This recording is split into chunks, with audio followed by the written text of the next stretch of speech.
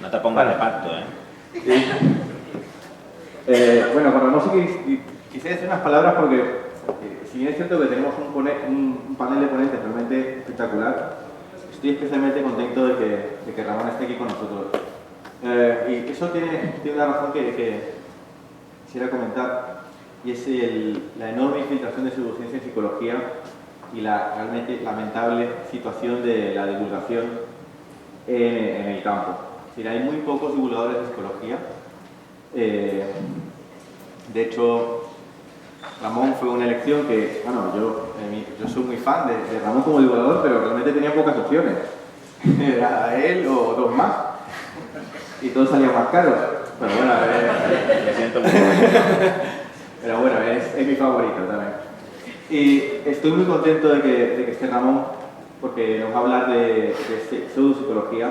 Yo creo que es un campo de la pseudociencia especialmente dañino y especialmente interesante, desde un punto de vista filosófico, metodológico y demás. Hemos hablado de homeopatía, de terapia ortomolecular y demás, pero a veces nos olvidamos de la pseudopsicología y que los psicólogos también son profesionales sanitarios y que tienen que tener responsabilidades sobre lo que dicen, tiene un código ontológico que los regula. Así que quería agradecer a Ramón de entrada porque ha venido con la Peque desde Barcelona. La Peque va dentro de la mamá. La segunda Peque. Bueno, ha venido con la Peque y medio y tu esposa. No, la Peque se ha quedado en casa. Ah, se ha quedado en casa. No te preocupes, está toda Ha hecho un gran esfuerzo para venir y está con nosotros. Así que, bueno, os dejo con él. Muchas gracias, Ramón.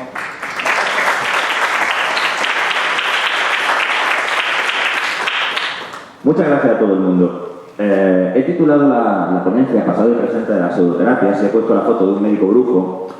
El título es porque las pseudoterapias en psicología tienen un origen casi como cualquier especie de bicho, ¿no? Que todos nacen de un tronco común, que detallaremos aquí, que no os sorprenderá ver cuál es. Y la foto del médico brujo es porque cada vez que hablo con un practicante de una de estas pseudoterapias tengo la misma sensación de estar hablando con un chamán de la tribu Shona, como es el que ilustra la foto, en el sentido de que se mezcla una enorme fe y una enorme cantidad de no tener ni puta idea de nada. Y es una cosa que me genera una enorme ansiedad, diversión y sobre todo necesidad de romper una lanza a favor de la psicología como ciencia. Como ya hemos comentado, me llamo Ramón Nogueras, soy aquí, de Granada, estudié en este edificio, ahí hacíamos los botellones, y empecé trabajando como psicólogo en una consulta en esta ciudad antes de trasladarme a Madrid, no exactamente aquí, donde empecé a trabajar también en el área de la empresa, en el área de recursos humanos. En el año 2008 me trasladé a Barcelona, donde me añadí a mi portfolio de cosas que hacer, además de casarme con la mujer que está aquí, que espero de verdad que no se ponga de parto ahora, la labor de docente en 2 universidades actualmente y enseñando psicología de las organizaciones, asignaturas relacionadas con la psicología de las organizaciones en una, y en la otra enseñando talleres de habilidades para la práctica de la psicología. Así que mi trabajo más o menos es un poco como ser el hombre orquesta. Y el ser un generalista ha hecho que me interesase la divulgación y de ahí que haya también compaginado estas actividades con el dar conferencias y el hablar sobre todo sobre pseudociencia, porque como bien ha dicho Ángelo, la psicología está absolutamente infiltrada de mamarracho, diciendo a cada cual una tontería más gorda y algunos de ellos con más soledad que una bodega de un gordo. Así que vamos a empezar a detallar. Os pongo una foto de mi hija porque es muy guapa y quiero presumir de mi hija. Ahora, esta además me ha enseñado más psicología que todos los años previos de trabajo y solo tiene 3 años y medio en este momento. Así que vamos a hablar de pseudoterapias. Las pseudoterapias, como hemos dicho antes, vienen todas de un tronco común. ¿De acuerdo? La pregunta es, ¿por qué son populares? ¿Por qué la gente paga? Y paga muy caro el ir una semana tras otra. ¿Qué? Ah, perdón. A ver de salto. Estás fiero tú. ¿Y esto? Ahí.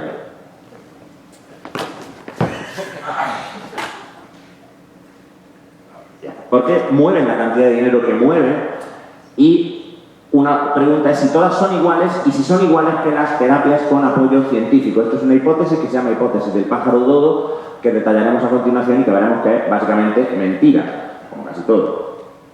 El papá de las pseudoterapias es este señor al que seguro que todos conocéis, Sigmund Freud, que en el año 1896, conmovido por la muerte de su padre, realiza un ejercicio de introspección, un autoanálisis que se considera que es el primer acto de psicoanálisis, junto con una paciente llamada Anna O, cuyo verdadero nombre era Berta Pappenheim, que su maestro, Breuer, uno de los discípulos de Charcot en cuanto al tema de la hipnosis y uno de los padres de la terapia conversacional, como se llamaba a sí mismo, han mostrado como uno de los éxitos más relevantes del psicoanálisis. O lo que es lo mismo, en lenguaje más claro, Freud se hizo una paja mental, la escribió y eso es el inicio del psicoanálisis. Y a partir de ahí va todo cuesta abajo y sin freno. ¿De acuerdo? Freud concibió su psicoanálisis como... Bueno, pues no hay forma. Hoy no sale. Freud concibió su modelo como algo que ha llegado de manera muy estereotipada, una forma de hacer terapia, y empezó este modelo usando ideas que en realidad son más viejas que el polvo. La idea, por ejemplo, de que muchos de los procesos de nuestra mente discurren de manera ajena a la consciencia. Esto es una cosa que ya Platón esbozaba en su metáfora de la mente como un conductor de un carro que trata, el conductor siendo la parte racional de la mente, de guiar a la mente a metas nobles y elevadas, mientras que los dos caballos intentan hacer más o menos lo que les da la gana, representando las fuerzas inconscientes de la naturaleza. Freud es un maestro en coger un montón de cosas más viejas que el polvo, reetiquetarlas y venderlas como que han sido ideas suyas. Entonces muchas veces encontramos que los defensores del psicoanálisis señalan como éxitos de este modelo, por ejemplo, darse cuenta que el sexo es importante. ¿En serio? ¿El sexo es importante? ¿A la gente le interesa el sexo? No me jodas, ¿de verdad? Que los sueños tienen importancia, la tienen, no se parece en nada a lo que Freud dijo, pero oye, la tienen, y que los procesos inconscientes son de gran importancia en la vida psicológica, y es cierto. El problema del modelo de Freud y de los modelos que han ido surgiendo, porque esto es como el cristianismo, si alguno se ha puesto a estudiar la historia de la religión cristiana, se habrá dado cuenta de que no existe una religión cristiana, que existen cientos y cientos de religiones y variantes del cristianismo, cada una según por dónde le dispara la neurona al iluminado de turno. El psicoanálisis es igual. O sea, tú tienes freudianos, tienes lacanianos, tienes jungianos, tienes adlerianos, tienes adventistas del séptimo día y seguidores de la Iglesia Apolo, pues da igual, no importa. Freud, como digo, monta este modelo de la mente y, en un principio, se apoya en una cosa que es que Freud era neurólogo para darle unos visos de verosimilitud a su exposición.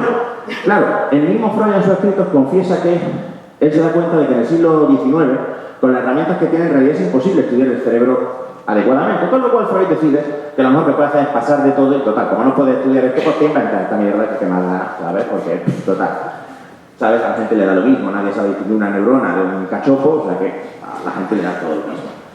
El modelo de la mente de Freud funciona si ignoramos todo, absolutamente todo, lo que hemos ido aprendiendo sobre el cerebro a lo largo del siglo XX y parte del XXI. Si ignoramos todo esto, el modelo de Freud es súper guay. Si nos fijamos en lo que sabemos sobre el cerebro, el modelo de Freud es... Pues, bueno, no tengo palabras para describirlo. En fin, no está bien, vale.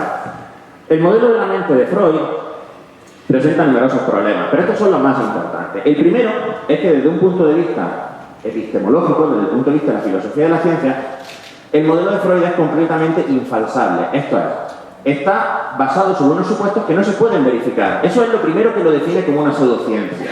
Si yo defino, por ejemplo, que el autismo está provocado porque hay arañas invisibles mágicas que se ponen en los hombros de los niños y le hablan y le susurran cochinadas hasta que el niño se vuelve loco, yo no puedo demostrar que las arañas invisibles mágicas no existen. Supongo que hay una probabilidad astronómicamente pequeña de que sean las arañas invisibles o la Virgen de Coria, no lo sé. Con poder podría ser. Pero claro, si no es falsable, no es verificable. Si no es verificable, no es ciencia. Pero es que esto se aplica a todo lo que tiene que ver con el psicoanálisis. Todo. Los otros puntos que marcan el psicoanálisis como una pseudoterapia es, para empezar, todos los fenómenos que Freud describe ha sido imposible probarlo. Nunca se ha conseguido probar ni uno solo de ellos. De acuerdo con Freud, la personalidad se estructura en 3 instancias, una de las cuales es consciente, la que Freud denomina el yo, otra de las cuales es inconsciente y reúne los impulsos más básicos, más primitivos de la persona, que es lo que él llama el ello, y hay una tercera instancia que representa las fuerzas socializadoras, lo que reprime los impulsos naturales, que es el superyo. Nunca jamás se ha encontrado evidencia de que haya ningún tipo de relación entre cómo funciona una personalidad y lo que Freud describe. Freud decía que los humanos tenemos un desarrollo sexual marcado con etapas, unas etapas muy claras. Quizá los hayáis oído hablar: fase oral, fase anal, fase genital. ¿Os suena? La cabeza de arriba abajo que sí, de lado a lado es que no. Así me gusta, que ahí al fondo parece que estáis muertos. El desarrollo sexual no tiene absolutamente nada que ver con esto. Freud habla de la represión de memoria, no existen las memorias reprimidas. Freud habla de la transferencia con el paciente, nunca se ha probado la transferencia paciente-terapeuta, jamás, nunca.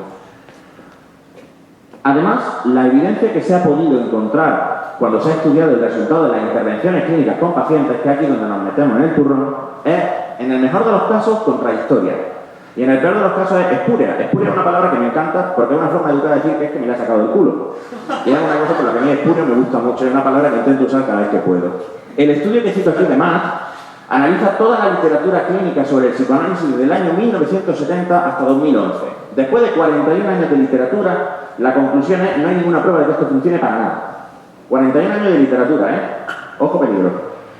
Y además, el psicoanálisis es potencialmente dañino, de acuerdo con Albert Ellis. Albert Ellis es un psicólogo de orientación cognitiva, uno de los más importantes psicólogos clínicos de la historia, el padre de la terapia racional, emotiva, conductual, que explicaba, y es un concepto que desarrollaré después, que este tipo de terapias son potencialmente dañinas, como mínimo por lo que suponen en coste de oportunidad. ¿Sabéis lo que es el coste de oportunidad?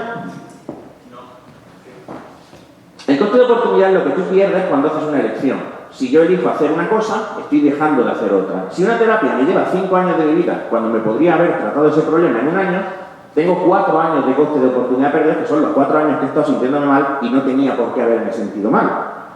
Pero es que es peor aún. Debido a ciertos fenómenos de la memoria que vamos a comentar a continuación, puede haber consecuencias lesivas, un empeoramiento del paciente durante la terapia psicodinámica y otro tipo de terapia similares. Pero quería hacer este breve resumen antes de meternos a hablar con más detalles de cómo funciona el tema de la falsabilidad y la infalsabilidad. Cuando hablamos de que el psicoanálisis es infalsable, me gustaría usar como ejemplo una de las construcciones más clásicas del complejo de Edipo. ¿Sabéis lo que es el complejo de Edipo? El complejo de Edipo es que tú quieres dejar preñada a tu madre. Si eres un hombre, si eres una mujer, tienes complejo de Electra, que lo que quieres es que tu padre te preñe. Súper normal todo. Y entonces, claro, tú tienes miedo porque tú piensas en el fondo que si tu padre descubre que tú te quieres tirar a su mujer, te va a castrar. Eso se llama ansiedad de castración.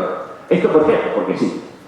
Lo bueno es que el complejo de Edipo va acompañado de unos síntomas. Si ese complejo de Edipo no se resuelve satisfactoriamente, el sujeto desarrollará una serie de síntomas. Y es fantástico porque si tienes los síntomas, prueba de que existe el complejo de Edipo. No muestra los síntomas, es que lo está reprimiendo. La casa siempre gana, siempre gana. ¿Eres una persona normal? Es que está reprimiendo los síntomas. Aquí te pasa algo siempre, siempre, siempre, siempre. Claro, no se puede poner a prueba ninguna de estas tesis.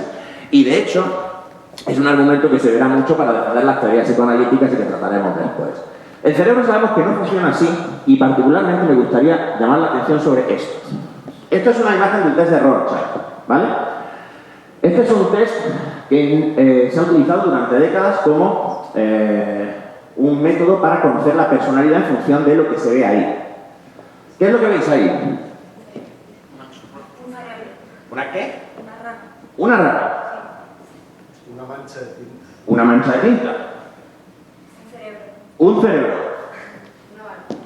¿Un qué? Una barba. Una barba. ¿Así? El test de Rorschach se aprovecha de un fenómeno llamado pareidolia, que es la tendencia que tenemos los seres humanos a ver formas en sitios que no están ahí. Cuando vosotros miréis una nube y la nube tiene forma de barco, por supuesto que la nube no tiene forma de barco.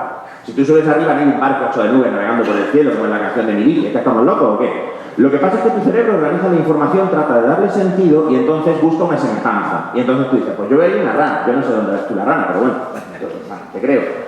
Lo importante aquí es que este es el tipo de evidencia en el que el psicoanálisis se sustenta. Hay que decir que los mejores defensores del test de Rorschach peleando para obtener unos criterios, además, criterios universales, porque los test proyectivos del psicoanálisis cada uno los corrige como le sale del dengue. O sea, esto es así. Cada terapeuta al que te pasa un test proyectivo ve una cosa diferente. Por cierto, nunca estás bien. Si queréis reíros de verdad, buscad un test proyectivo, por ejemplo, el test de dibujar una familia, el test de dibujar un árbol, y leed el manual de interpretación. No hay forma de que el niño sea normal. Ninguna.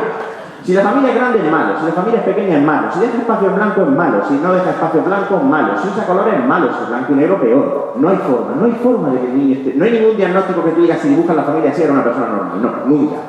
Parte de un punto de vista patológico de la persona, que no está sustentado por la evidencia. Es particularmente sangrante, por último, el tema de los recuerdos reprimidos. Una de las tesis más frecuentemente defendidas por los psicoanalistas es que muchos conflictos son suprimidos, son reprimidos y quedan por debajo de la consciencia como forma que tiene el cerebro de defenderse de los recuerdos. Esto es una cosa que se ha explotado infinidad de veces en las películas, en la literatura, y seguro que vosotros habéis visto muchas veces escenas en las que un hipnotizador hipnotiza a una persona y entonces esta persona recuerda cómo de pequeño sufrió una terrible experiencia traumática que ha marcado su vida pero nunca se ha acordado de ella. ¿Os suena? Bueno, el cerebro no funciona así. Lo que sucede cuando vivimos una experiencia traumática es que hay dos estructuras. La más importante es esta que he señalado, la amígdala, pero también el hipocampo, que es una estructura crucial en la formación de recuerdos, que se ven gravemente afectadas por el estrés. Cuando nosotros sufrimos un estrés agudo, segregamos una enorme cantidad de una sustancia llamada cortisol. Y resulta que el cortisol tiene un efecto dual en la formación de recuerdos. Por un lado, el hipocampo se ve gravemente afectado y hay mucha dificultad para formar recuerdos en situaciones traumáticas. Por ejemplo, ¿alguno de vosotros se ha visto involucrado en un accidente de coche? ¿Conocéis a alguien que se haya visto involucrado en un accidente de coche? Vale, perfecto. Me parece que alguien ha dicho que se había visto involucrado en un accidente de coche. ¿Sí? ¿Alguien? ¿Sí? Muy bien. ¿Cómo fue? Iba bastante deprisa con el coche, me salté usted del paso, porque no me acordaba que estaba ahí, no miré y me frené con otro coche que iba bajando por un callejón.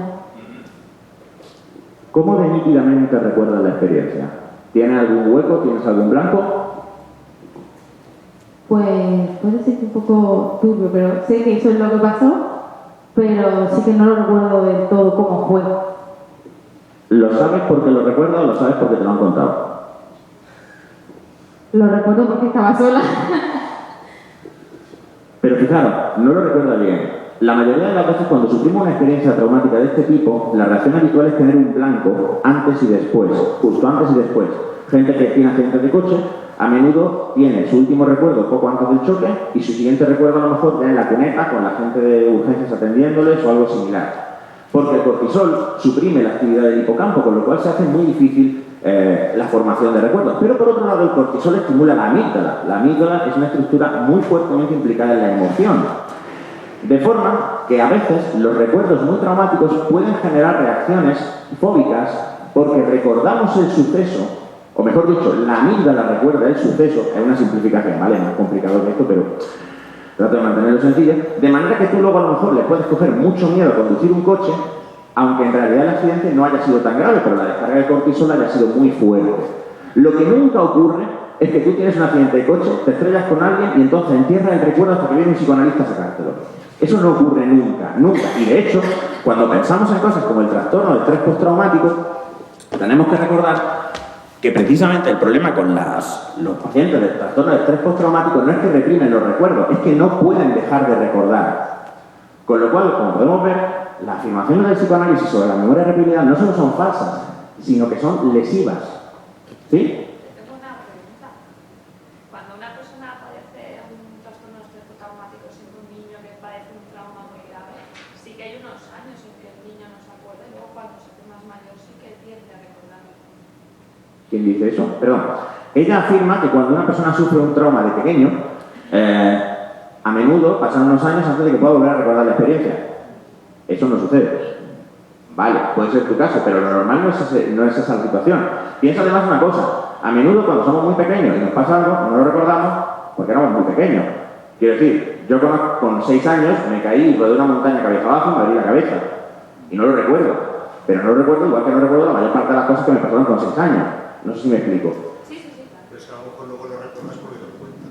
Y ahí vamos a entrar. La memoria es modificable y este es uno de los riesgos de estas pseudoterapias. Es posible inducir recuerdos falsos en el paciente, lo cual puede causarle todavía un mayor sufrimiento y una mayor cantidad de problemas. ¿De acuerdo? Además, otra pega que tienen, y hemos hablado antes, es que los tratamientos en el psicoanálisis, en otras pseudoterapias, tienden a ser inacabables. Normal, si no estás tratando nada, puede estar toda la vida así. El psicoanálisis ortodoxo requería normalmente varias sesiones a la semana durante una media de 5 a 7 años. Ahora vosotros echáis números. Vais a un psicoanalista, le pagáis 60, 70, 80 euros cada vez que vais 2 o 3 veces por semana durante 5 años. Pues le acabas de comprar la consulta al psicoanalista, tú solo. Los tratamientos, en cambio, con otras tendencias más basadas en la evidencia, como el modelo cognitivo, resulta que duran semanas. El tratamiento habitual para una depresión en terapia cognitiva son 12 semanas. El tratamiento por exposición a una fobia pueden ser horas. En cambio, tú puedes estar años con una terapia psicodinámica y no mejorar en absoluto. Y esto es de lo que yo hablaba antes cuando hablaba de coste de oportunidad.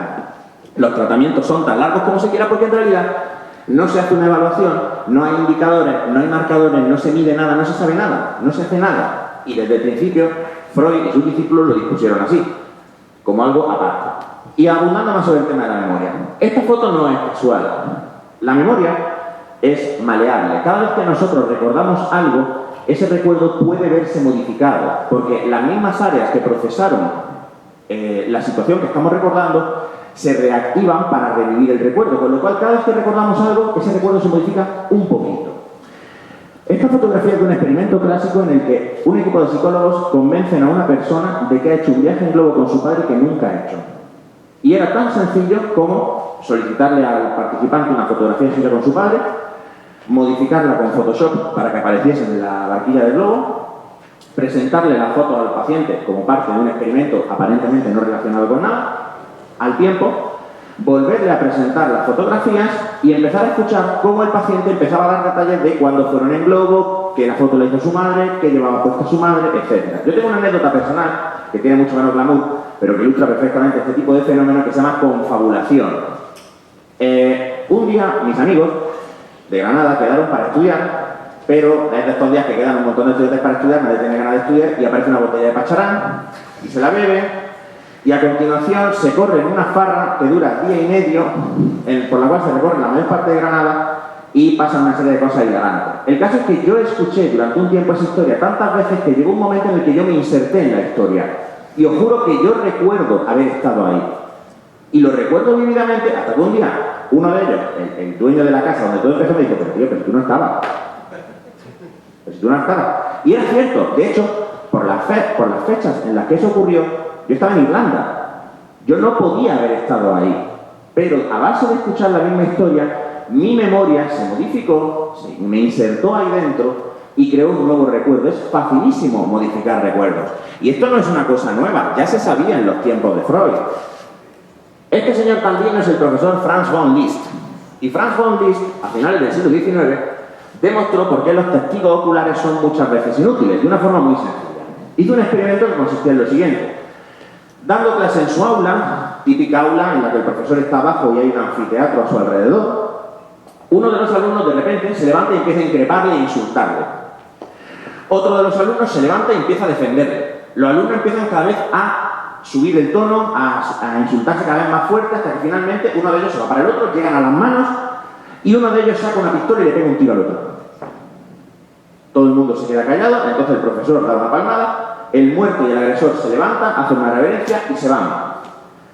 Y a continuación, el profesor von Liszt le pide a los alumnos que describan lo que ha pasado y a las personas que han intervenido. ¿Qué pensáis que sucedió? La única cosa que todo el mundo describía igual era el arma. Nadie sabía quién había empezado la pelea, nadie sabía quién había disparado, nadie sabía qué pinta tenía el que disparó. La víctima y el agresor se veían confundidos. Nadie era capaz aparentemente de recordar nada porque la atención se fijó exclusivamente en el arma y los detalles se vuelven borrosos. Durante la terapia muchas veces el psicoanalista tratará de sacarte a la luz recuerdos reprimidos cuando en realidad lo que está haciendo es manipularte para inducirte a que tú recuerdes cosas que no son reales. Poca broma. En Estados Unidos ha habido una enorme cantidad de sentencias por abuso sexual en la infancia de personas inocentes, porque luego gracias a las pruebas de ADN se ha demostrado que eran inocentes, en base a supuestos recuerdos reprimidos que la víctima tenía de haber sido abusada por su padre, su madre, un tío, un vecino cercano o lo que fuera. Ojo, esto es una cosa muy seria. Y sin embargo ahí están, ahí siguen, basándose en unos presupuestos que son completamente falsos. 120 años y ni una sola prueba, ni una de que esto tenga el menor sentido. Yo creo que ya después de 120 años probando, si no has conseguido probar algo, igual ya es momento de dedicarte a otra cosa. Pero ellos ahí siguen y a seguirle al desaliento, sí. Solo una pregunta. ¿Los psicoanalistas que hacen esas terapias son conscientes de que están engañando al paciente o crean los recuerdos estos como parte de su propia fe? Oye, yo no puedo hablar por los psicoanalistas porque no estoy en su cabeza, pero yo creo que la mayoría son sinceros. Son sinceros en que realmente creen que su aproximación es la buena y que su aproximación funciona. Lo que pasa es que piensa una cosa, el psicoanalista muchas veces recibe un extenso entrenamiento en ignorar la evidencia. O sea, ellos saben perfectamente que sus conclusiones no están validadas por nada. Freud ya decía que el psicoanálisis se tenía que separar de la psicología, que no era psicología, que no era una ciencia. Y es un mundo tremendamente endogámico. Piensa que ellos no publican en revistas científicas, ellos no publican investigaciones, ellos no hacen nada de lo que hacen los científicos, con lo cual nunca se someten a desconfirmación. A ellos nunca viene nadie desde dentro a decirles, pero esto es una chorrada, tío. No. Con lo cual yo creo que sí. Lo que pasa es que, claro, si a ti te han dicho que todos los problemas de tu paciente vienen porque se quería dejar preñar a su madre, pues tú vas a buscar hasta que salga el momento en el que él se quería dejar preñar a su madre. Si es que al final es seco de confirmación, es buscar cualquier cosa que confirme lo que tú quieres ver. O sea que en ese sentido son también víctimas, desde un punto de vista quizá más objetivo. Y he citado primero el psicoanálisis porque, si bien su lista de evidencia y de resultados se puede sintetizar así, ¿de acuerdo? No es menos cierto que ha dado lugar a un montón de pseudociencias dentro de la psicología, bajo todas ellas amparadas la defensa que si a ti no te gusta o no crees en sus resultados es porque tú eres un neurótico y eres un enfermo mental. Freud inició esta gloriosa tradición. Y cada vez que uno escribe un artículo sobre psicología en un blog, nunca falta el psicoanalista que viene a decirte que si tú criticas el psicoanálisis, evidentemente es porque tienes el pene pequeño, porque eres muy inseguro o porque estás proyectando algún tipo de frustración interna en el pobre psicoanálisis. ¿De acuerdo? Y el psicoanálisis fue el molde del que vinieron todas las demás psicoterapias. Yo llevo 15 años trabajando en la psicología y ya he perdido la cuenta de cuántos pacientes me han venido a ver trabajar conmigo después de haber estado años trabajando con un psicoterapeuta de orientación dinámica sin el menor resultado. La media son de 5 a 6 años. Y claro, mi primera pregunta que les hago siempre es, ¿y a ti después de 2 años no se te ocurrió que esto no estaba funcionando? Pero no. Es una cosa en la que una vez que tú entras y crees que es así, pues es difícil salir. No todos son malas noticias. Este señor es Aaron Beck. Aaron Beck es el padre de la terapia cognitiva, que es la terapia de elección para trastornos de depresión y ansiedad. Un modelo de terapia que ha demostrado experimentalmente en ensayos clínicos mayor eficacia que los fármacos y mayor eficacia que ningún otro modelo de terapia. ¿Y sabéis cómo llegó Aaron Beck a descubrir los presupuestos de su modelo? ¿Lo sabéis? Aaron Beck era un psicoanalista y empezó a investigar para tratar de demostrar que el psicoanálisis era un modelo correcto. En el camino se dio cuenta de que el psicoanálisis no valía ni para tomar por el saco, pero se dio cuenta de que los pacientes depresivos compartían unos patrones de diálogo interno a partir de los cuales empezó a hilar un modelo que se ha revelado como el mejor modelo de terapia que existe ahora mismo para los trastornos emocionales. O sea que por lo menos al psicoanálisis una cosa le podemos deber, aunque sea una cosa que surgió intentando demostrar que era válido y fracasando, ¿no? Pero bueno, no vamos a ser todos negativos. Esta es, por otro lado, la cara de Bert Hellinger. Quedaros con la cara de este señor. Este señor es el papá de la otra pseudoterapia que yo quería poner como ejemplo, porque está muy de moda, muy de moda. Igual que el psicoanálisis es la primera pseudoterapia que aparece en psicología y se ha mantenido hasta el día de hoy, este es el papá de algo que se llaman constelaciones familiares. ¿Os suenan? Pues este señor es un pedazo de hijo de puta, para empezar.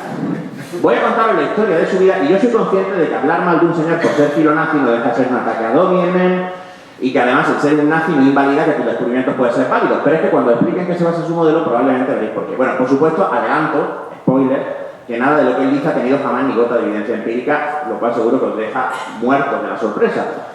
Este señor luchó en el frente occidental, del lado de los alemanes, lo reclutaron, lo cual no es signo de ser un nazi, sino solo porque luego ha escrito varias apologías del nazismo, incluyendo poemas dedicados a Adolf Hitler y explicando que todos tenemos un Hitler en nuestro interior, con lo cual no deberíamos enfadarnos con Adolf porque en el fondo somos todos iguales. Y después de la guerra se fue de misionero a África. Hay que decir que este señor tiene formación, lo que no tiene formación en psicología, ni en medicina, ni en nada relacionado con la ciencia de la salud. Este señor es filósofo, que es una formación muy respetable, es teólogo, que a mí me lo parece bastante menos, y es pedagogo, que me parece que está muy bien. Pero, como habréis podido ver en esas 3 cualificaciones, no aparece absolutamente nada que tenga que ver con la psicología. Este señor es discípulo de Carl Jung. que es un conocidísimo autor, discípulo y luego fundador de su propia subsecta dentro del psicoanálisis. Entonces este hombre se pasa un montón de tiempo en África, donde probablemente se pone hasta arriba de setas y formula su modelo de las constelaciones familiares, o más pomposamente llamado terapia, ¿cómo es? Sistémica transgeneracional. ¿Por qué? Ahora veréis por qué. Según este hombre, en el Paleolítico, los seres humanos vivíamos en lo que él llama el patriarcado feliz. El patriarcado feliz es una época en la que todo el mundo tiene relaciones absolutamente sanas, vive en comunión con la naturaleza y las mujeres saben cuál es su sitio. Esto es muy importante, volveremos a ello luego, ¿de acuerdo?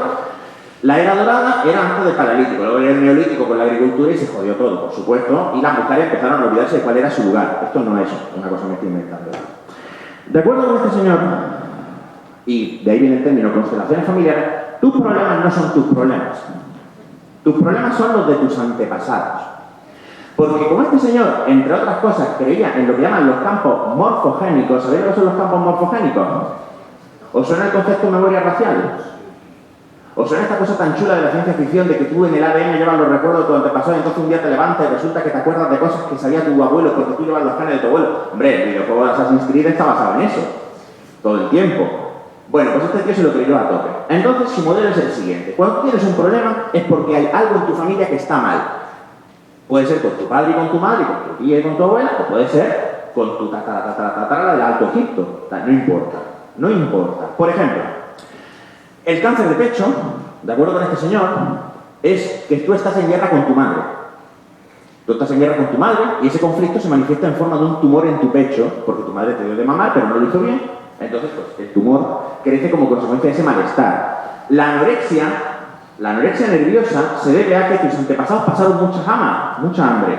Y entonces tú estás somatizando, estás manifestando de forma física, síntomas psicológicos, el hambre que pasó tu bisabuela en la guerra civil. Si eres homosexual, lo que estás mostrando son los sentimientos femeninos de una tía tuya que murió sin descendencia femenina y como no hay descendencia femenina para que esos sentimientos se manifiesten, pues se reencarnan en ti y ¡guau! Eres gay. Esto puede parecer una pila de bosta, y lo es, pero esto es un modelo que está tremendamente de moda y es muy fácil encontrar terapeutas de orientación sistémica que hacen esto de las constelaciones familiares.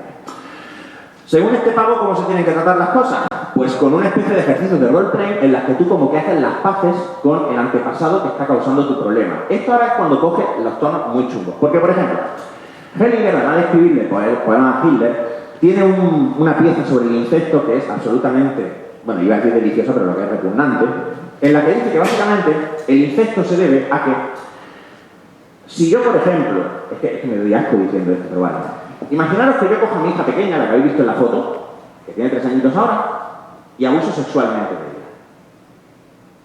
Pues según Hellinger, la culpa es de la niña. ¿Por qué?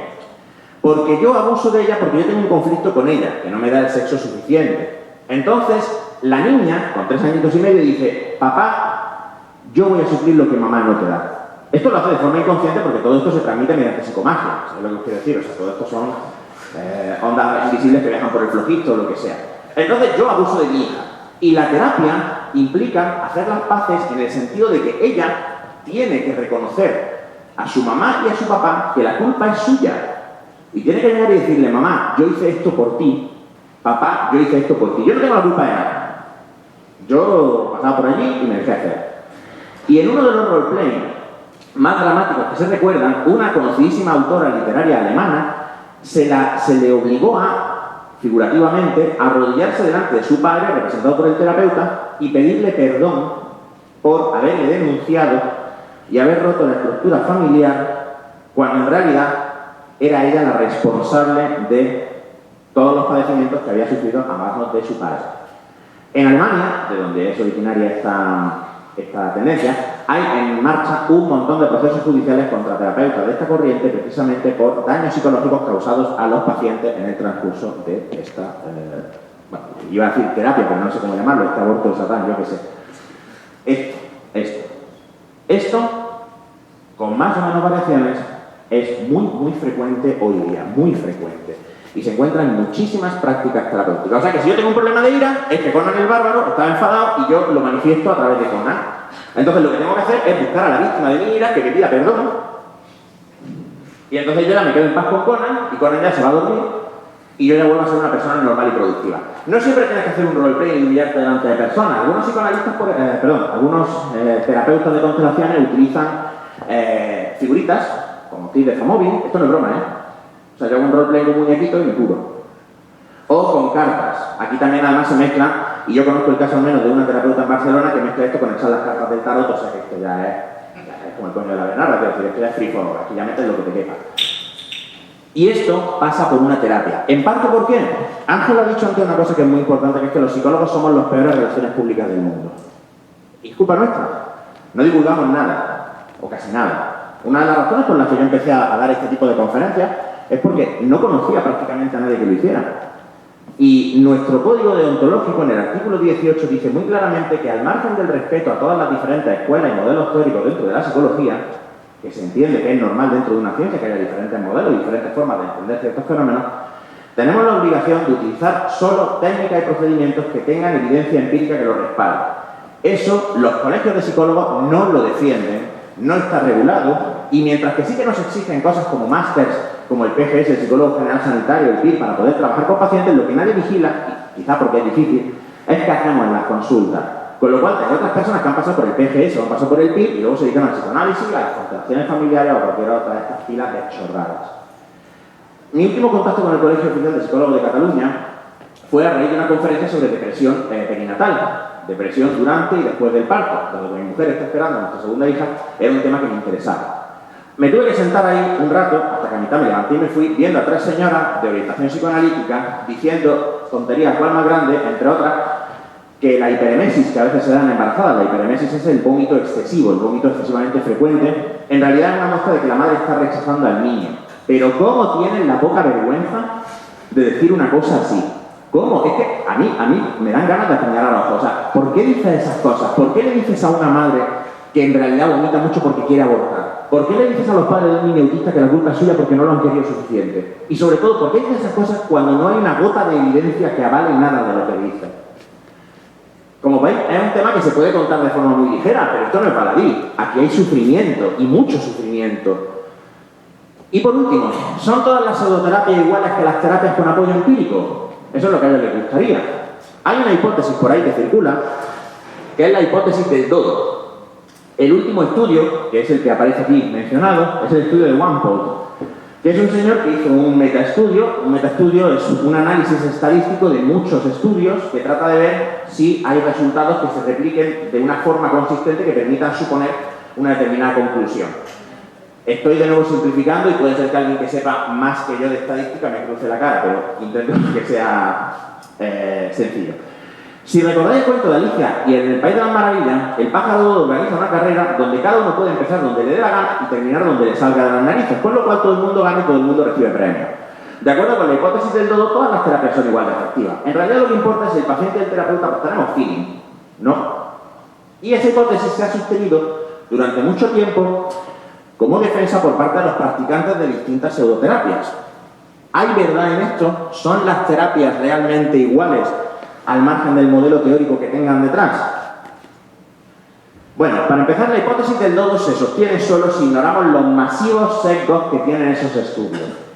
Básicamente, los estudios que dan como resultado que los distintos modelos tienen igual eficacia se basan en ignorar completamente cualquier criterio objetivo de mejora y en definir la mejora de la manera más vaga posible. De acuerdo con esos estudios, mi hija de 3 años y medio es tan buena como Messi, porque los dos en algún momento han tocado un balón con el pie.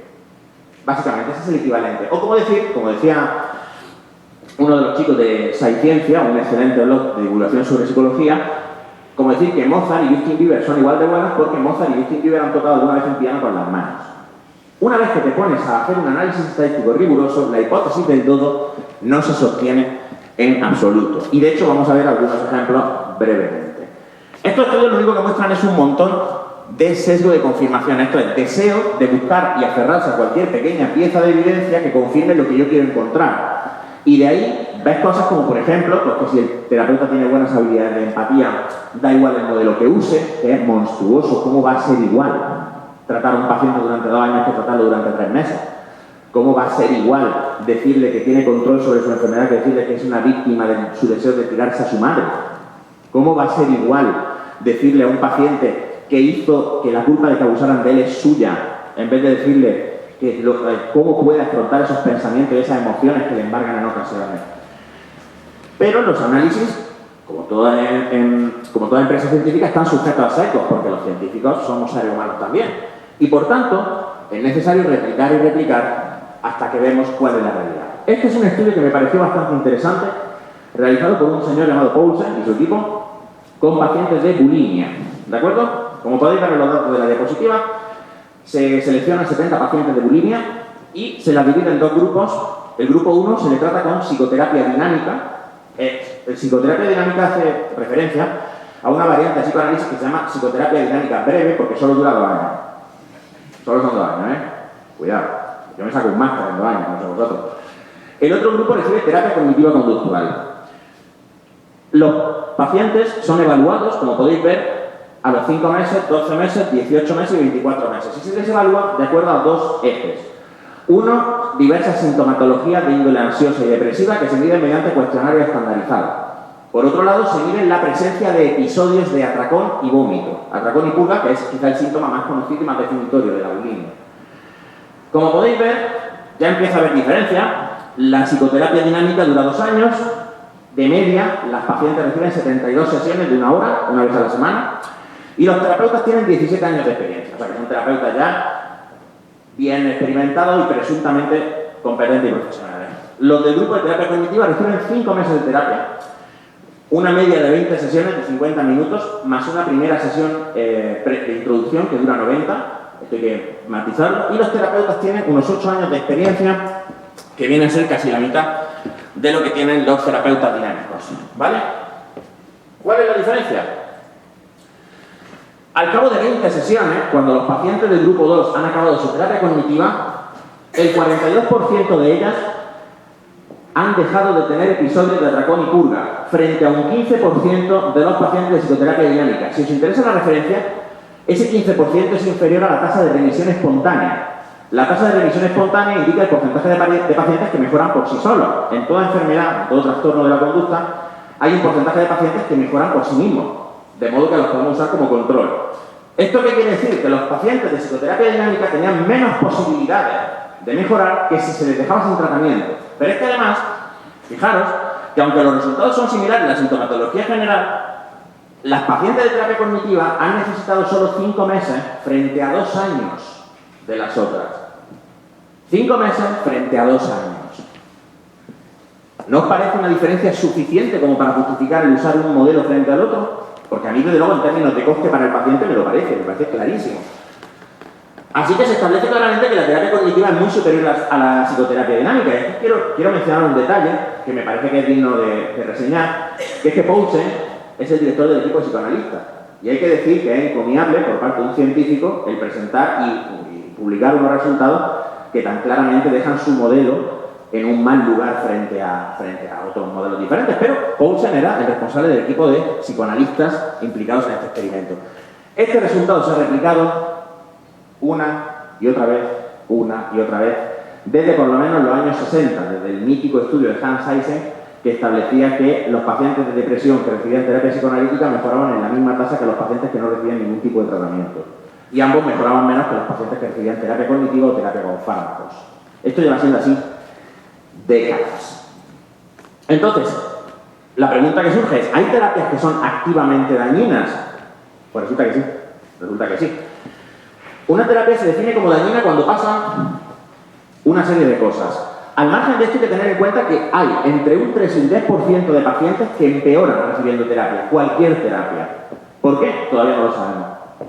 Parece ser que hay factores que predicen un empeoramiento del paciente durante la terapia, como por ejemplo que el paciente tenga pobres habilidades interpersonales. Los pacientes con muchas dificultades para comunicarse a menudo no se benefician de la terapia de conversación que acarrea el trato con un psicólogo. Y se especula, se teoriza, que quizá el estrés que supone comunicar temas que les son difíciles agrava en vez de mejorar los síntomas. La tasa no está cerrada, pero está entre un 3 y un 10% de los pacientes. Pero claro, si eliminamos este grupo de pacientes, si eliminamos este tipo de pacientes, todavía nos queda un montón de gente que puede sufrir daño. Una terapia se considera dañina cuando ha demostrado efectos negativos. Estos efectos negativos son duraderos porque, ojo, en toda terapia se pueden dar efectos negativos momentáneos. Por ejemplo, es muy frecuente que en la terapia cognitiva para la depresión el paciente experimente una mejoría, luego experimente un agravamiento de los síntomas y luego una vuelta a la mejoría que ya se sostiene. Estos efectos tienen que ser persistentes en el tiempo y además tenemos que haber definido que se han replicado. Y aquí nos referiríamos al estudio de Lilienfeld del año 2007, que llega a catalogar 12 terapias como presuntamente dañinas en base a los resultados que se han obtenido en estudios clínicos. Entonces, por no alargar mucho esto, solo quiero mostraros un ejemplo. El CIST es una terapia que se utiliza en sucesos muy graves, como por ejemplo catástrofes naturales, atentados terroristas y otros eventos extremos. El CIST es una intervención que se aplica lo antes posible ante las víctimas de un posible estrés postraumático. Normalmente se ha observado que todo el mundo, después de un suceso traumático, como puede ser el accidente que nos refería antes la compañera, va a manifestar unos ciertos síntomas, ansiedad, irritabilidad, alteraciones del sueño, lo que sea. Un pequeño porcentaje de estas personas, en torno a un 15%, desarrollarán síntomas duraderos que se llaman síndrome de estrés postraumático. La tesis de este autor, del autor que inventa el CISD, que, disculpad, he olvidado mencionarlo, Mitchell, es que una intervención rápida podía minimizar las posibilidades de aparición del síndrome de estrés postraumático. Y se puso muy de moda desde su aparición en 1983. Se empezó a implantar primero para el personal de urgencia, bomberos, policías, soldados, paramédicos, y luego las víctimas, un protocolo en el cual en menos de 10 días te sentaban con todas las personas que habían estado contigo en esa experiencia y os sometían a una sesión de 3 horas en la que se os hacía hablar de lo que había pasado, de vuestras emociones y se os daba información sobre el trastorno de estrés postraumático. Y todo parecía que iba estupendamente, y todo iba estupendamente hasta que alguien se molestó en hacer números. Primero Bison y luego Lilienfeld. Y resulta que la gente tiene muchas más posibilidades, casi el doble, de desarrollar estrés postraumático cuando sufren estas intervenciones porque no se les permite seguir el proceso natural de elaboración, de duelo y de procesamiento de lo sucedido. Así que incluso en terapias con buenas intenciones nos podemos encontrar que el timing es crítico y que no vale con tener buenas intenciones, sino que hay que ajustarse mucho a la evidencia y hay que ser muy cautos porque jugamos con un tema muy delicado como es la salud y el bienestar de muchas personas. Yo por mi parte resumiría mi charla en lo siguiente. Primero, las pseudoterapias gozan de muy buena salud en el mundo de la psicología, en parte por nuestra pasividad y por lo mal que divulgamos. Y esto es una cosa en la que todos los psicólogos tenemos que tomar responsabilidad. En segundo lugar, si vais a buscar una ayuda de un psicólogo, cosa que os recomiendo, sí es importante que intentéis averiguar qué tipo de modelo siguen, qué tipo de práctica realiza y si esta práctica está soportada o no por la evidencia. La Asociación de Psicología Americana y varios colegios oficiales de psicología en España que han traducido y han adaptado esa tabla han presentado listados de terapias que tienen apoyo empírico para diferentes trastornos. De forma que si tú, por ejemplo, tienes depresión, puedes encontrar una lista de terapias que tienen apoyo empírico a favor de su eficacia para tratar la depresión. Consultad y sed cautos. Esto no es broma. Una mala terapia puede costaros mucho tiempo, mucho dinero y puede tener efectos muy negativos sobre vuestra salud mental. Así que, por favor, hasta que la psicología no haga una limpia interna y nos deshagamos de todo este bagaje de charlatanes y de médicos brujos que nos plagan desde que Freud empezó a barbotear acerca de complejos de Edipo y tonterías semejantes, sed cautos y os recomiendo que vayáis al psicólogo cuando lo estiméis oportuno, pero siempre con un espíritu crítico y preguntad y pedir al psicólogo toda la información que podáis. El psicólogo, por el código deontológico, está obligado a facilitar información sobre qué modelo trabaja. Y si no os la da, iros corriendo. Iros corriendo. Y sin pagar. Y sin pagar. ¿De acuerdo? ¿Hay alguna pregunta? ¿Alguna cosa? ¿Sí? Vale. ¿Qué me pongo aquí? Como quieras. Hola, hola. Hola. Quería preguntarle si conoce el tema de descodificaciones biológicas, bioneuroemoción y similares, que tienen en parte su base en las constelaciones familiares. Dos cosas. Hola. Pero tienes que apretar el botón, hombre. ¿Y qué te crees que estoy haciendo? Pero suéltalo. Ah, no, espera. Hola. Pero otra vez y suelta. Hola. A ver, si lleva el prefijo neuro y no en neurociencia, las posibilidades de que sea una gilipollez son cercanas al 100%. Los informáticos tienen un dicho que es garbage in, garbage out, que es basura entra, basura sale. Si tu programa está basado en algo como las constelaciones familiares, el resultado tiene que ser basura, por fuerza.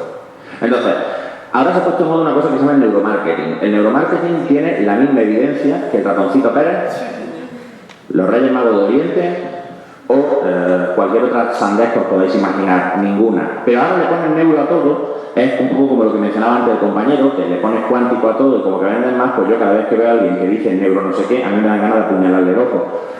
Y 99 de cada 100 veces estaría apuñalando a una mala persona.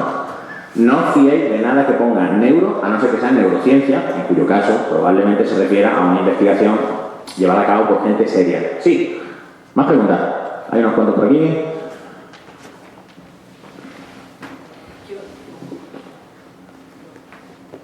Hola. A ver, a mí este tema, bueno, me ha gustado mucho la charla primero, y este tema me preocupa bastante porque me siento bastante indefenso. Yo cuando escucho las pseudoterapias habituales que no tratan problemas psicológicos, sino problemas más claramente físicos, digamos, aunque pues, eso es la física y la psicología, me siento como más cómoda a la hora de poder distinguir qué es una gilipollez y qué no.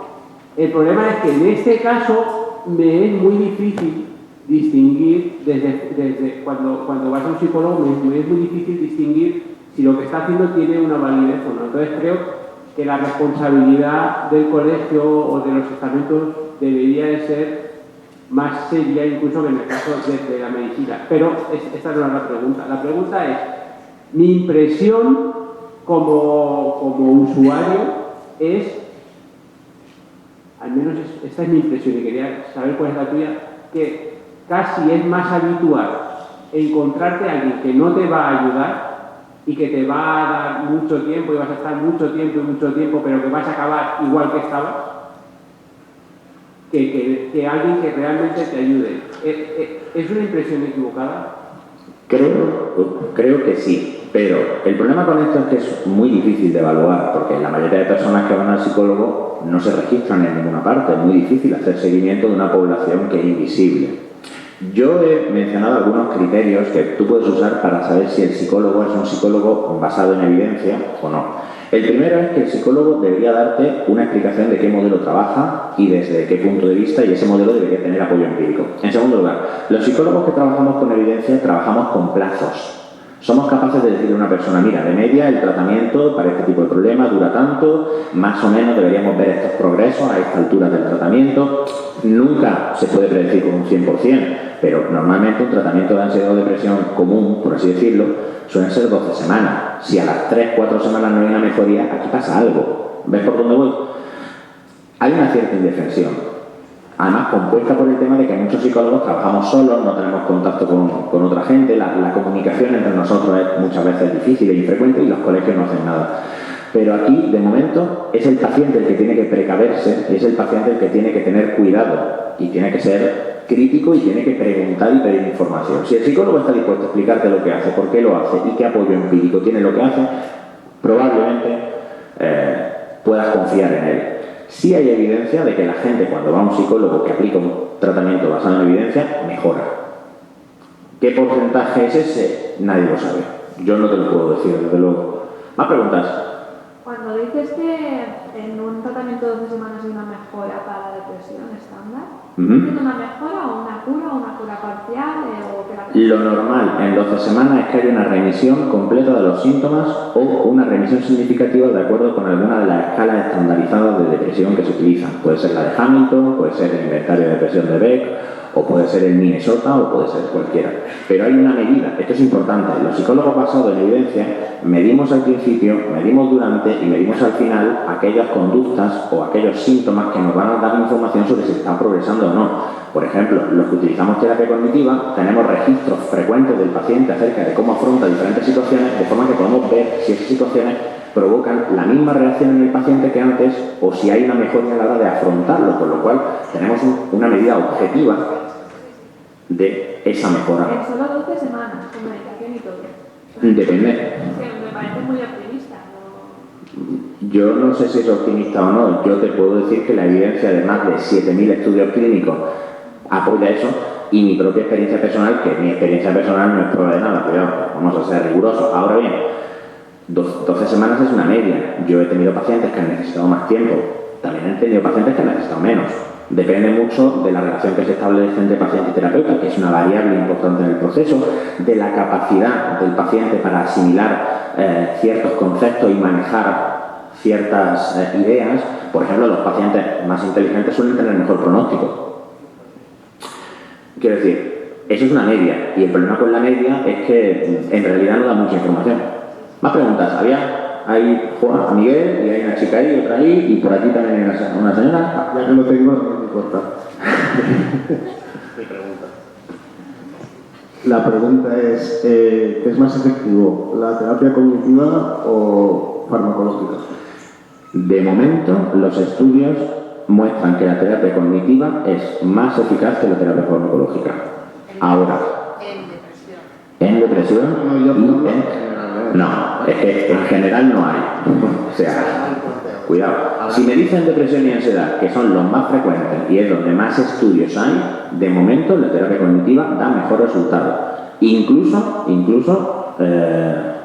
la biblioterapia. Hay libros de terapia cognitiva concebidos como manuales de autoayuda para el paciente que han dado mejor resultado que la terapia farmacológica. Cuidado, pero la terapia farmacológica en algunos casos es condición necesaria para que el paciente pueda llevar a cabo la terapia cognitiva. O sea que esto se tiene que valorar caso por caso. Hay pacientes que están tan deteriorados que no pueden llevar a cabo las actividades que se necesita hacer en terapia cognitiva. Entonces hay veces que yo he tenido pacientes que primero han tenido que comenzar un tratamiento farmacológico para luego yo poder trabajar con ellos a un nivel cognitivo. Esto se tiene que decir. No te preocupes que tengo prisa.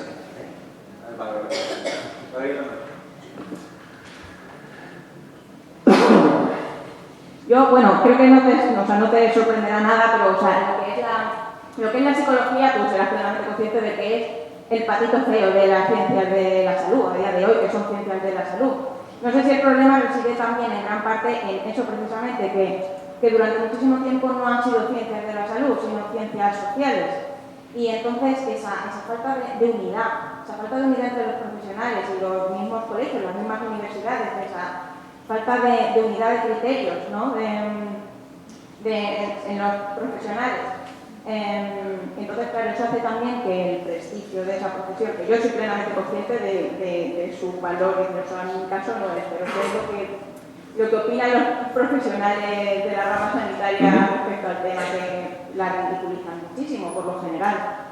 Y entonces sí que veo un problema a la hora de poder hacer un cribado de todos los profesionales para como usuario, como paciente, poder quedarte con uno bueno y que realmente vaya a funcionar. Pero es que el problema es más complejo, porque tú piensas una cosa. Hay partes de la psicología que son ciencias sociales. La psicología social es una ciencia social. La psicología del desarrollo es una ciencia de la salud, es una ciencia social y no se comunican, o mejor dicho, hasta hace poco no se comunicaban efectivamente entre ellas. Este invento de la neurociencia ha sido muy bueno porque está poniendo en comunicación ramas de la psicología que hasta entonces cada uno hacía la guerra por su cuenta. Pero es que hay más. Tú piensas que nosotros trabajamos con psiquiatras.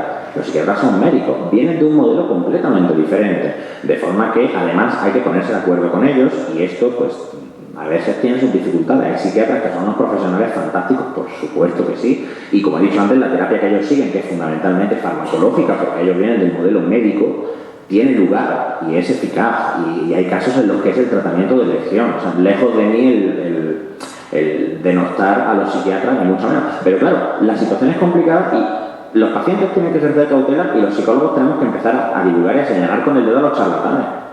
Y los colegios, lo que pasa es que además los colegios aquí en España no tienen poder. En Estados Unidos te quitan la licencia. Aquí yo no tengo ni que estar colegiado para ejercer. Yo no me colegio. No sé si me explico. ¿Y la pregunta era? No, o sea, el tema... eso era una aportación simplemente. Quería comentarte, punto y aparte de esto, de si sabrías algo sobre lo de...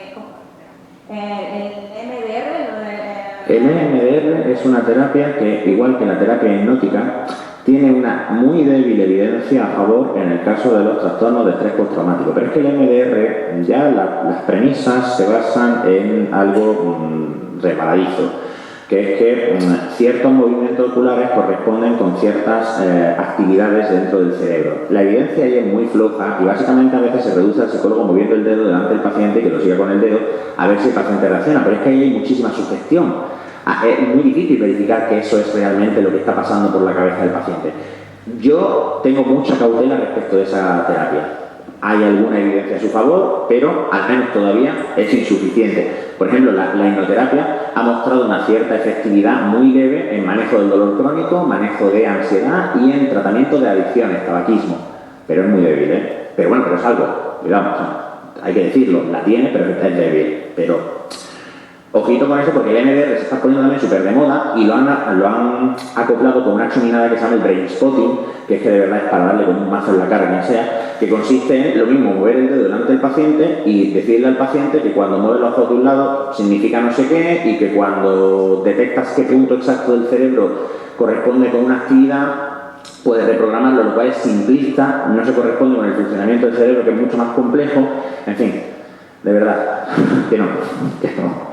Sí. Hola, buenas tardes. Quería saber un poco tu opinión o dónde sitúas dentro de este panorama de terapias las terapias humanistas y sistémicas, que como el psicoanálisis también es una asignatura, por lo menos en la universidad, ¿no? A ver, las terapias humanistas están recibiendo alguna validación en algunas cosas por parte de científicos cognitivos. O sea que, oye, si tienen evidencia, aplicámoslas. Pero en general la evidencia hasta ahora ha sido muy débil, además porque es un modelo que no está planteado con rigor, muchos de sus presupuestos no son falsables, no se pueden demostrar que no es verdad. A mí me genera desconfianza, pero sí es cierto que en los últimos tiempos algunos terapeutas cognitivos han podido validar algunas prácticas, algunas técnicas de terapia sistémica, no, humanista. Sistémica que yo sepa no, pero igual resulta que hay algo que yo no he leído. Sí. Muy rápida, dos anécdotas y dos preguntillas. Venga. Yo hice formación con Hellinger en Argentina y en Paraguay, ¿vale? Entonces, quiero aportar que es un bicho, o sea, en parte estoy hablando contigo, es un fenómeno de masas, o sea, imaginaros mira en Mestalla, el de Madrid, el Bernabéu petado, y todos en silencio temblando porque el tío parpadeaba o no parpadeaba, ¿vale? Es un fenómeno de masas importante. A mí, yo constelé con él y hubo algo que él me ayudó, pero porque tiene una capacidad hipnótica brutal, ¿eh? Entonces, bueno, como aportación.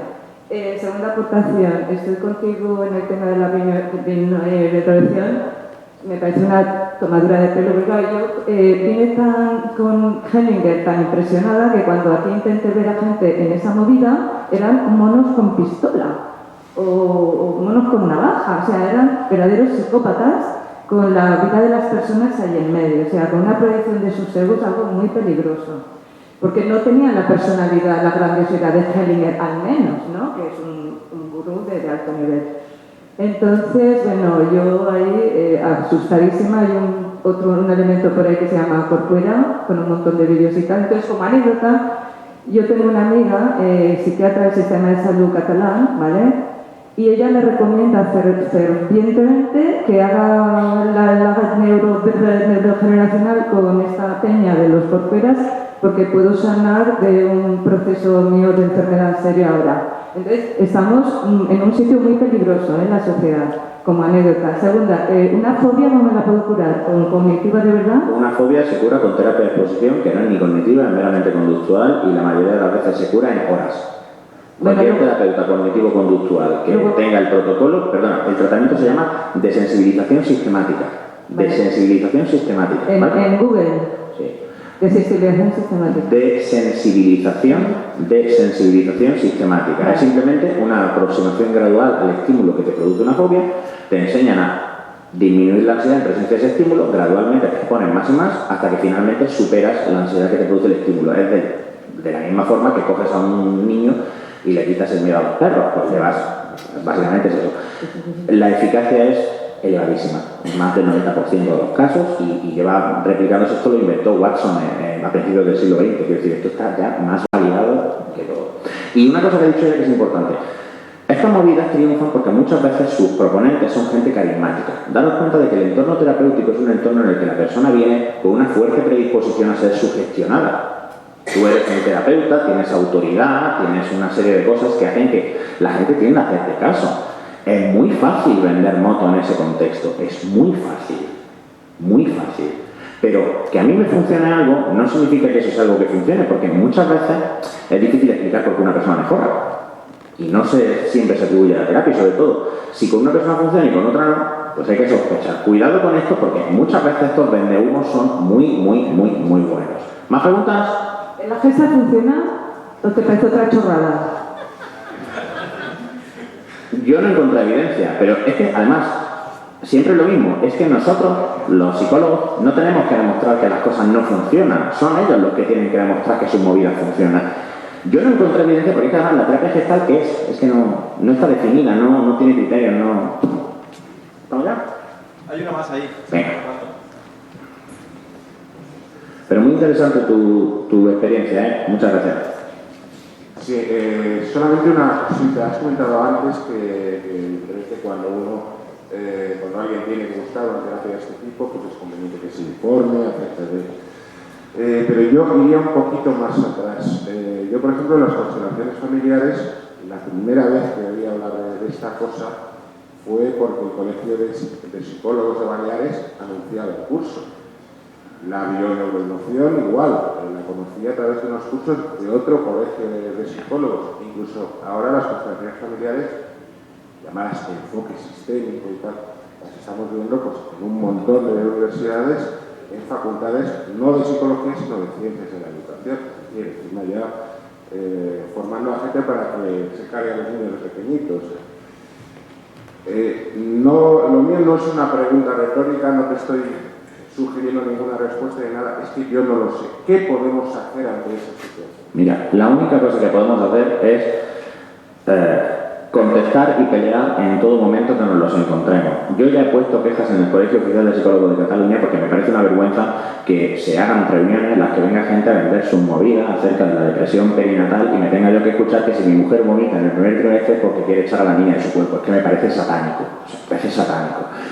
Y tenemos, ante todo, que ser capaces de buscar de manera crítica información acerca de psicología científica y tener la mano para contestar a todo el mundo. Esto es una labor de todos. Es lo mismo que luchar contra la homeopatía, luchar contra la astrología o luchar contra cualquier chorrada de turno. No creeros nada y ayudad a la gente a vuestro alrededor a no creerse nada. A no creerse nada. No dejéis pasar pues yo he hecho constelaciones y a mí me he ido de coña sin decir, ¿y cómo lo sabes? ¿Cuál es la evidencia? Aparte de ti, ¿cuáles son los estudios que apoyan esto? Combatir. Es que es la única forma, porque además no están desapareciendo, están ahí aferrados como garrapatas. O sea, yo pensaría que habrían pasado de moda después de 120 años, pero ahí están los cabrones. Sí. Mira, la soy fisioterapeuta y me encuentro en la realidad clínica en un porcentaje alto que considero que, cuando hablo sobre todo de dolor crónico. Una figura que la de un psicólogo especializado en el dolor y me resulta muy difícil por lo que dices, no cualquier psicólogo me vale y contrastar eso. ¿Cómo puedo realizar yo ese trabajo donde yo no llego, vosotros sí, y cómo acercar con ese profesional? Mira, la fuente más valiosa que yo he encontrado a este respecto es PubMed, la web de búsqueda de documentación en temas de ciencias de la salud. Si no está ahí, ya malamente. En segundo lugar, una muy buena idea es investigar al fundador original de la práctica que sea y ver qué apoyo puede mostrar. Estos charlatanes, sus webs, son muy fácilmente reconocibles porque para empezar no hay una sola citación de un estudio, no hay una sola citación de una investigación, siempre tienen libros y vídeos y cursos de historia, pero si no hay citaciones en revistas científicas, descarta. ¿Sí? No sé si sucede en psicología. En fisioterapia está como muy marcada la labor clínica, científica o formativa. Parece que un buen profesional clínico no tiene por qué estudiar cuando yo no considero eso. Estoy totalmente de acuerdo contigo. De hecho, a mí me flipa que haya psicólogos como estos que no se reciclan. Yo considero que es mi labor estar al día y estar pendiente absolutamente de cada novedad que surge. Y eso quiere decir que paso un tiempo importante leyendo blogs, leyendo revistas, leyendo artículos y tratando de mantenerme al día. Estos charlatanes nunca se renuevan. Si tú vas a un seminario de estos, todas las referencias que te sacan son del año de la Tana, de cuando al gurú original se le ocurrió su pedo mental mientras estaba en la bañera, y nunca jamás hay una sola aportación de más tarde de los años 60. Nunca. Y nunca es un paper publicado en una revista. Siempre son libros de ensayo que, bueno, porque como paja mental pueden estar muy bien. Freud escribía muy bien, a mí me resulta muy interesante leerle. No dice más que tontería, pero oye, interesante no es harta, ¿sabes? Eso es lo que tú tienes que buscar y lo que tienes que enseñar a tus pacientes a buscar. A decir, sí, pero ¿qué estudios avalan esto? ¿Me puedes enseñar un estudio que avale esto? ¿Me puedes explicar de dónde sale esto? ¿Dónde puedo informarme sobre esto? Siempre preguntar. Porque de momento, esto es un poco el salvaje oeste. De momento. ¿Vale? ¿Alguna pregunta más? No, ya está, ya acabamos. Muchas gracias, Ramón. Ha sido una intervención especialmente valiosa. Muchas gracias.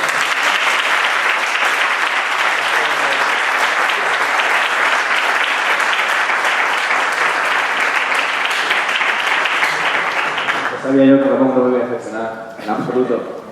Descansamos 15 minutos para ir al baño, tomar un café y tal, y acabamos con la última ponencia.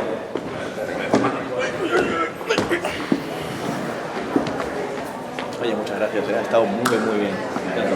Gracias por la oportunidad. No, al contrario.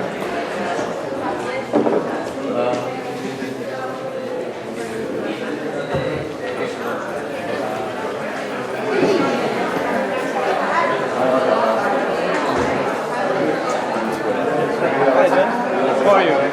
Going fine? Yes, I'm very sure about you. I only slept 3 nights, 3 hours tonight, 4 because I did up early. So I had Please,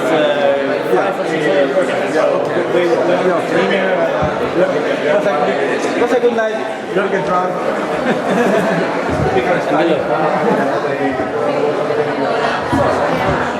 That's a good night.